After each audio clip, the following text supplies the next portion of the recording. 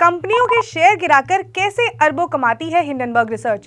कैसे अडानी ग्रुप के शेयर्स गिरने का हिंडनबर्ग को हुआ फायदा, इस कंपनी का नाम हिंडनबर्ग ही क्यों पड़ा, इन सब सवालों का जवाब जानेंगे इस वीडियो में। लेकिन उससे पहले आप अनकट को सब्सक्राइब करना मत भूलिएगा। नमस्कार, मेरा नाम है स्वर्ण और आप देख रहे हैं अनकट। 24 जनवरी को हिंडनबर्ग रिसर्च ने अडानी ग्रुप पर एक रिपोर्ट पब्लिश की, जिसके बाद संसद से लेकर सड़क तक बस इस रिपोर्ट की चर्चा हो रही है। लेकिन आज हम इस रिपोर्ट पर नहीं, बल्कि इस रिपोर्ट को पब्लिश करने वाली कंपनी हिंडनबर्ग रिसर्च पर बात करेंगे। जैसे ये कंपनी क्या काम करती है, कैसे पैसा कमाती है। इस वीडियो में हम इस कंपनी की पूरी ABCD जानेंगे। तो पहले ये जानते हैं कि ये कंपनी क्या काम करती है। तो हिंडनबर्ग रिसर्च एक अमेरिकन इन्वेस्टमेंट कंपनी है जो फोरेंसिक फाइनेंशियल रिसर्च पर काम करती है।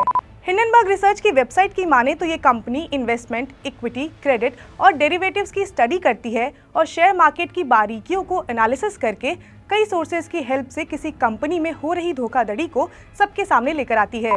अब आप सोच रहे होंगे कि ऐसा करने से इस कंपनी को क्या फायदा होता है, क्योंकि ये कोई नॉन प्रॉफिटेबल ऑर्गेनाइजेशन तो है नहीं जो शेयर मार्केट को सुधारने का काम करे। तो ऐसा करने से इसको क्या फायदा होता है।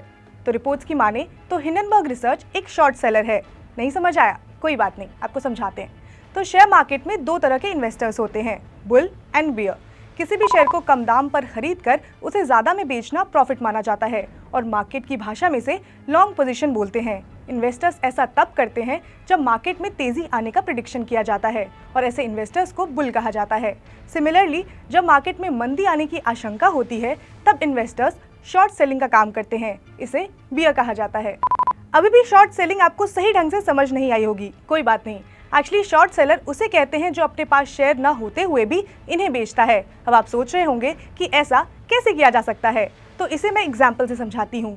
तो जब भी किसी शॉर्ट सेलर को उम्मीद होती है कि 100 रुपए का शेयर 60 रुपए तक पहुंच सकता है, तो वो ब्रोकर से शेयर उधार लेकर इसे दूसरे इन्वेस्टर्स को बेचता है जो इसे 100 रुपए के दाम पर खरीदने को तैयार होता है। और जब शेयर 60 रुपए तक गिर जाता है तब शॉर्ट सेलर क्या करते हैं कि इसे 60 रुपए के दाम पर खरीद कर ब्रोकर को वापस लौटा देते हैं और इस तरह से हर शेयर पर उन्हें 40 रुपए का प्रॉफिट होता है। बेसिकली ये एक गैम्बल है। अगर आपका प्रेडिक्शन सही हुआ तब तो आपको फायदा ही फायदा, अगर नहीं तब कुछ खास असर नहीं पड़ेगा।